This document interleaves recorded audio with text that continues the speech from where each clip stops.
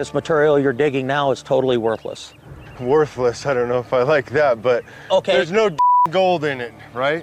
Yeah. Deep in a forgotten valley in Colorado, a crew of miners pulled away tangled brush and rotten timber and uncovered something that did not belong to open country. Heavy oak posts, blackened with age, stood locked together as if someone had tried to cage a monster. Rusted iron bolts held them tight. Dirt and moss clung to every surface, but the shape was still clear. This was not a natural opening. This was an entrance that someone had worked very hard to bury. Once more of the grime was scraped away, the message appeared. Rough letters, carved deep into the wood by tired hands long ago, formed a warning that had survived more than 100 years. It spoke of loss below the ground and told anyone who found this place to stay away. It did not sound like a joke. It sounded like a final notice left by people who had seen something no one else was meant to see. Behind that barrier waited a dead mine called the Hawthorne, shut down in the late 1800s after a disaster that cost lives. Local legends said the miners who survived sealed the entrance themselves and never went back. Those stories claimed the gold had been left inside, still locked in the rock. Over time, the tale of a buried fortune and a cursed shaft spread through the region, changing with each retelling like all old stories do. Most legends stay legends. This one did not. On the other side of that door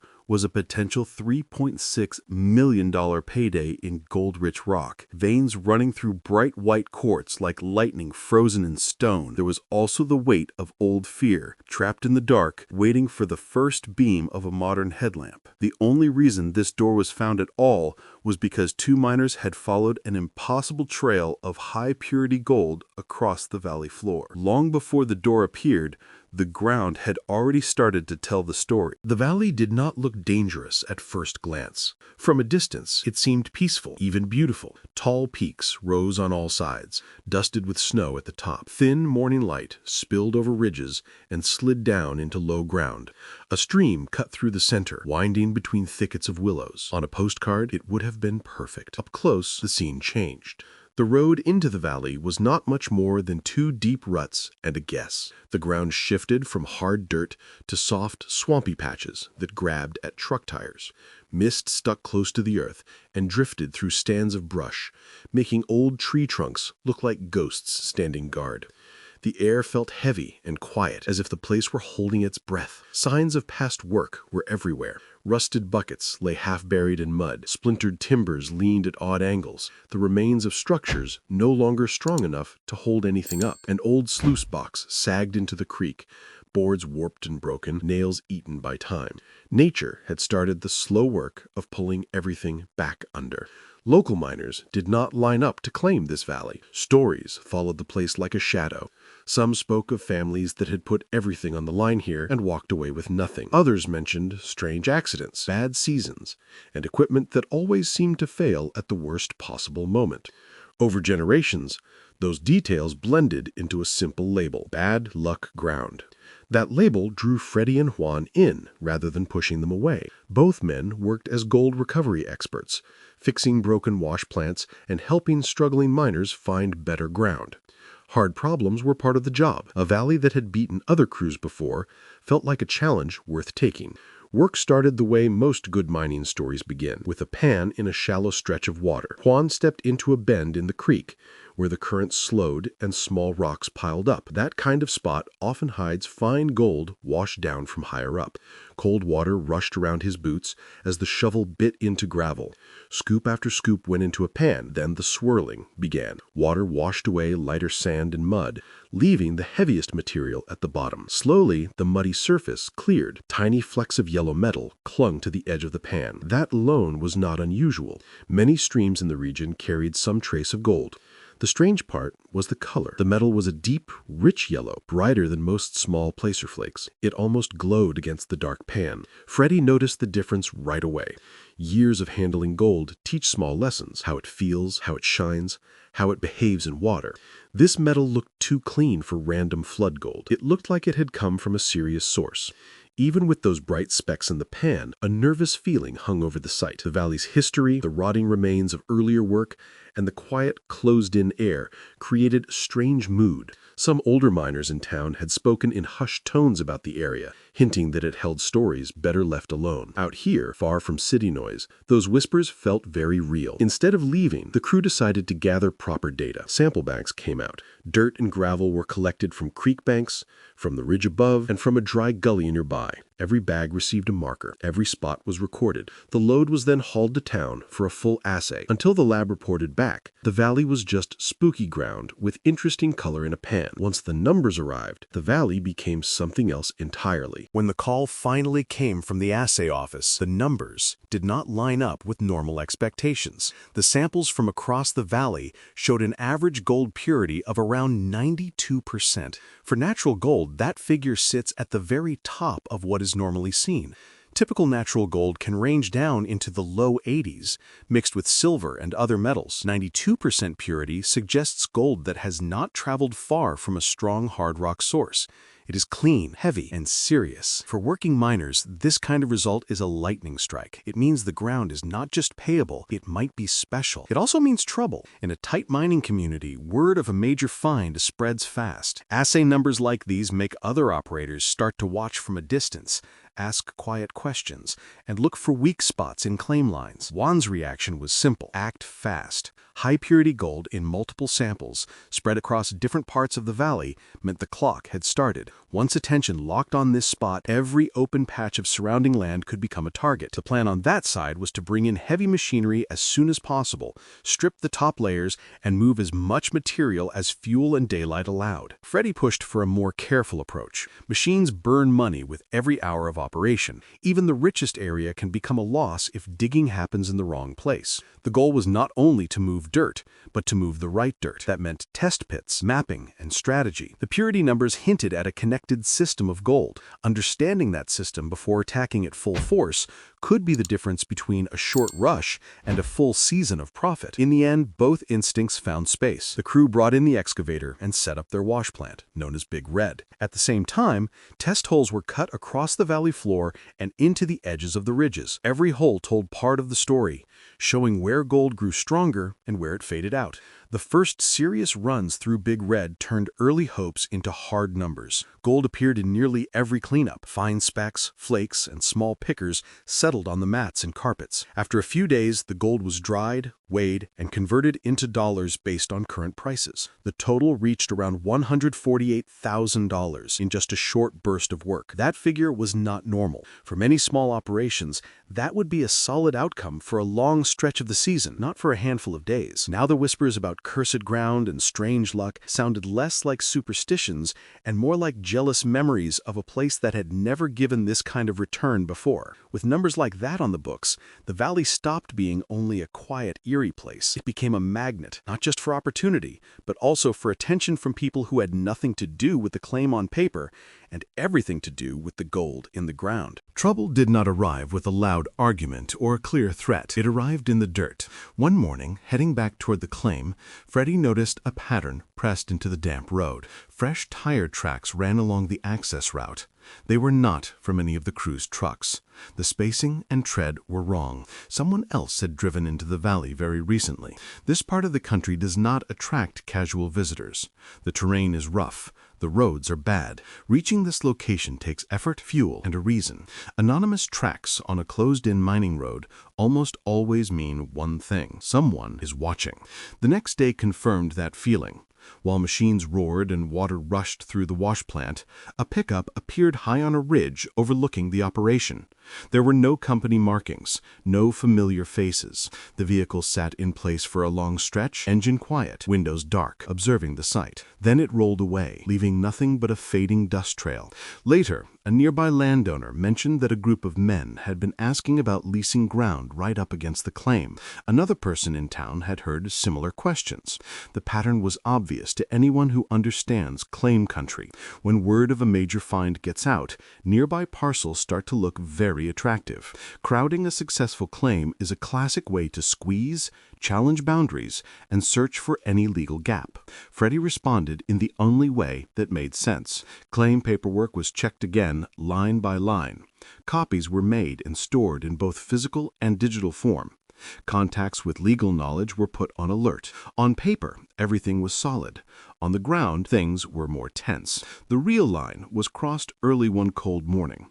Juan walked the site as light began to rise and saw a shape moving near one of the survey stakes. A man with a metal detector was working a slow, careful grid, swinging the coil over the ground inside the claim. The detector passed right across a clearly marked boundary stake. This was not an accident. A quiet, firm confrontation followed. No shouting, no dramatic scene, just a clear message that this ground was taken and that the work going on here was not open to visitors. The stranger backed away and disappeared into the nearby brush. He left no name, only questions and a stronger sense of being watched. The crew did not back down. Instead, the work shifted into a higher gear. The excavator dug deeper into the pay zone.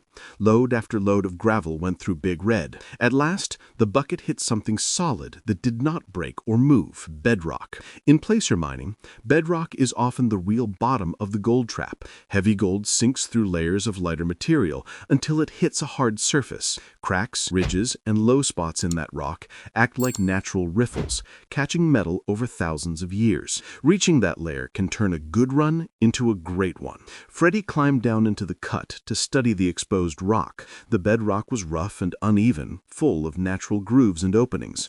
While scanning along one of the cracks, a dull yellow glint appeared. The rock gave way under careful pressure, and a single solid piece of metal came free. It was a nugget about the size of a thumb, weighing just under 2 ounces. At modern prices, that single piece of gold was worth close to $4,000. Finding that nugget did more than add to the tally. It unlocked a memory. Years earlier, an older prospector had told Freddy about a hidden shaft somewhere in this valley.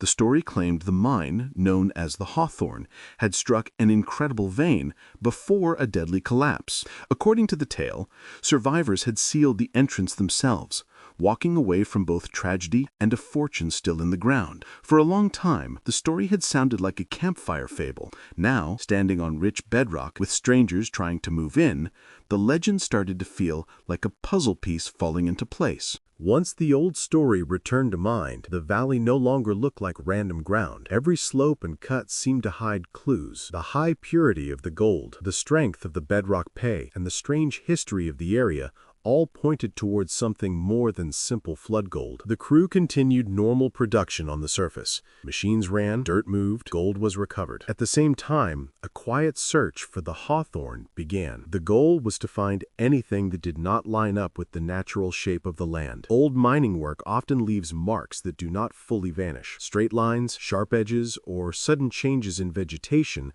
can hint at buried structures. Small dips in the ground can mark collapsed tunnels. Even the way trees grow can be a sign. Near the western boundary of the claim, a sweep with a metal detector revealed something strange. Instead of the sharp, high sound that marks a single small target, the detector gave off a broad, deep response. It suggested a large mass of metal buried further down, something bigger than a straight tool or lost piece of equipment. The area was overgrown with harsh brush. Branches clawed at clothes and skin as the crew pushed forward. Eventually, the shape of old wooden beams appeared under layers of moss and dirt. What at first looked like random broken timber slowly revealed itself as a built wall. The wood was old, much older than most of the other relics scattered across the valley. This discovery called for more than guesswork. Ground-penetrating radar was brought in to scan the area. A series of passes created a picture of what lay below. The screen showed a clear void under the surface, a tunnel running horizontally for a distance, then dropping deeper into the ground. It was not imagination. A real underground space existed exactly where the old legend placed it. That night, Freddy spread out a fragile mining map from the 1880s. The document had been purchased years before from a local archive, more as a curiosity than as a guide. The lines on the map traced valleys, ridges, and historic workings. One small crosshatch, marked with a single name, stood out: Hawthorne. The location on the map lined up almost perfectly with the spot now marked by rotting timbers and radar images. A story told by an Asian prospector, passed down from even older sources, had just been verified by both modern equipment and historic paper. The knowledge brought excitement and a cold kind of respect.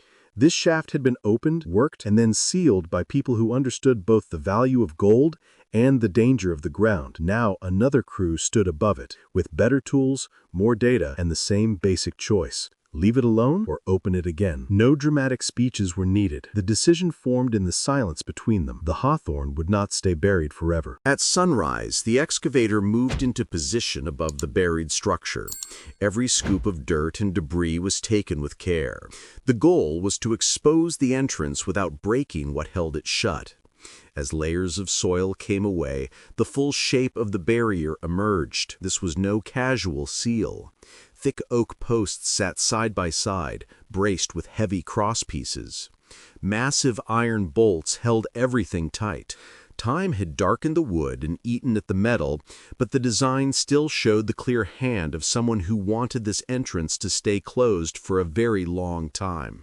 Mud filled the small gaps between beams. Moss clung to every surface. As more of the main support beam was revealed, something caught Freddy's eye. Under a smear of dirt, the grain of the wood looked odd. A glove wiped across it, clearing away the loose earth. Deep cuts appeared, letters, words. The message, carved by hand more than a century earlier, warned anyone who could read it that lives had been lost below and that further entry carried the same risk. It was simple and direct, no fancy language, no gentle tone, just a clear attempt to stop future miners from making the same mistake. Silence settled over the crew. Every person on site understood two things. First, the warning had been placed there by people who knew exactly what the Hawthorne contained. Second, the gold visible in the valley outside suggested that those miners had walked away from a huge amount of metal when they sealed the door. That combination created a heavy question. What kind of danger convinces working miners to leave a fortune behind? Information was needed before any major move. A small core sample was drilled beside the seal to test the rock near the entrance. When the cylinder of material came out, it glittered. Bright white quartz ran through the core, shot with visible streaks of yellow gold. The stone around the opening was not just promising, it was rich. Now the warning looked less like a stop sign and more like a challenge. Even with curiosity burning, caution ruled the next steps. Breaking into old workings without care can be fatal. Air pockets, weak timbers, and loose rock can turn a simple hole into a trap. The crew used rock drills and careful planning to knock out sections of the barrier while keeping the surrounding structure stable. Hour after hour, rock dust floated in the air as small pieces of the barrier came away. At last, a drill bit punched through into an open space. A thin hiss of air slipped out, colder than the outside, and carrying the stale scent of a place cut off from wind and weather for decades. When the final section of timber and rock dropped free, a gap yawned in front of the crew. Darkness stretched back into the mountain. Headlamps flicked on, their beams cutting into a tunnel carved by hand over 100 years earlier. The Hawthorne was open again. Stepping through the opening meant walking straight into the past. Boots crunched on the tunnel floor, kicking up fine dust that had not moved in generations. The air felt heavy and cold, thick with moisture and old stone. Light from modern headlamps swept across rough walls and low ceilings. Tool marks were still visible, frozen in place from the last swings of pickaxes long gone from the surface. Everywhere inside, signs of sudden abandonment waited. Rusted tools lay where they had fallen. A broken lantern rested near one wall, glass cracked but still in place. A shovel leaned at an angle that suggested someone had set it down for a moment, planning to pick it up again and never getting the chance. Small pieces of equipment sat half buried in silt that had washed in and settled over the years. The most striking sight was in the rock itself. Thick veins of milky quartz cut through the tunnel walls. Locked inside them, clear even in the harsh beams of the lamps, were bright streaks of gold. Some strands were thin, others thicker, but all were obvious. This was not low-grade ore. This was high-value rock that would have been worth a fortune in any era. A little further in, half hidden in muddy sediment, a small leather pouch waited. Time had darkened it and stiffened the material, but the shape was still clear. Inside, several solid nuggets rested together. This was likely a miner's personal stash from a final shift, set aside for later and never retrieved. Holding that pouch created a strange feeling. On one hand, it represented pure success, proof that the Hawthorne had produced serious gold. On the other, it stood as a reminder of a life interrupted without warning. The owner had probably planned to carry it out, show it to friends, and maybe celebrate a little. Instead, the pouch had stayed underground until another crew arrived a century later. The tunnel did not run on forever. After a certain distance, the path ended in chaos. A massive cave-in blocked the way. A jagged wall of broken rock and earth piled up where the passage once continued. The shape of the collapse told its own story. Something large had shifted, bringing down the roof and filling the corridor. Beyond that barrier might be more rich ore, or nothing but shattered stone. Information from old stories, from the carved warning at the entrance, and from the damage underground all pointed back to the same event. The disaster that sealed the Hawthorne had been real, not just rumor. People had lost their lives here. Survivors, if any, had been forced to make hard choices in the face of danger and grief. Modern crews could, in theory, bring in heavy support, drill deeper, and try to open the blocked section. With enough time and money, almost any underground obstacle can be moved. The question was less about ability and more about cost. Not just the cost in dollars, but also the risk. The valley outside was already paying well. Surface operations on the rich bedrock and surrounding gravels had the potential to cross the multi-million-dollar mark without taking on the extreme danger of deep work in a broken, unstable old mine. The sealed collapse represented both a possible jackpot and a clear threat. History had already shown what could happen to a crew that pushed too far inside the Hawthorne without proper protection. So the story reached a point without a final answer. The sealed tunnel remained behind that wall of rock, veins of gold frozen in the dark, waiting. The warning on the timbers at the entrance still spoke across time. The high-purity gold in the valley, the nuggets in the pouch, and the core samples in the quartz all suggested that the original miners had left something huge behind. The bigger question was simple and difficult at the same time. How much is a fortune underground worth when weighed against the risk that comes with it? Different miners might give different answers. Some would say any danger is worth facing if the prize is big enough. Others would say that walking away from a deadly situation is the bravest choice of all. For now, the Hawthorne stands as a rare thing. A time capsule mine, rediscovered in the modern age, its story caught somewhere between legend and hard fact.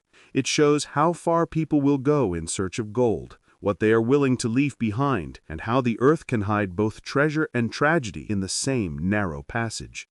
Anyone drawn to hidden history, real gold stories, and the strange mix of luck and danger in places like this can find more tales just as intense. Gold Era 2.0 follows stories where forgotten ground comes back to life, where old claims still hold secrets, and where modern crews walk straight into unfinished chapters from the past. Viewers who enjoy that kind of journey can subscribe to Gold Era 2.0 and stay close to every new discovery, every old mystery, and every sealed door that finally opens.